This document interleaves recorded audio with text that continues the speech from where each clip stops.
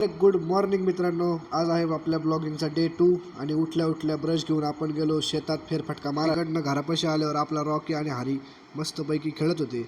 आता ते खेळत होते का भांडत होते ते काय मला काही समजलं नाही.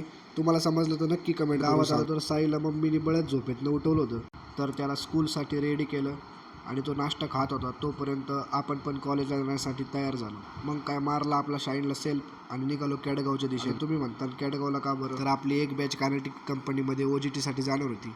तर मुलांना भेटलो, त्यांना मस्तपैकी मोटिवेशन दिलं, त्यांना कामाबद्दल माहिती दिली. कंपनीतले सगळे कामं आटपून आपण गेलो कॉलेजवरती.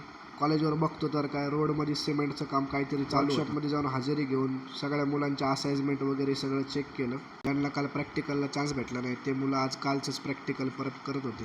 कॉलेजचं काम संपून आपण परत घराकडे निघलो आणि वाटेत आपल्याला आपले 3 मित्र भेटले. त्यांना हाय हॅलो केलं. घराच्या वळणाला JCBने रोड कुणीतरी खांदून ठेवला. आपल्या मंदिराच्या साफसफाईला सगळे मित्र आपले मळ्यात आले होते. काम केल्यावर सगळे म्हणले आपल्याला स्टिंग प्यायला फाट्यावरती जायचं. टायमाचं स्टिंग भेटणार म्हणून फुल खुश झाला. दादा तर स्टिंगमुळं काय म्हणत होतं काय माहिती. बघा आता तुम्हीच काय. आता मी प्यायलोय स्टिंग, आता मी झालोय चिंग, आता मी इथून जाणार आहे फाटेपर्यंत पळत.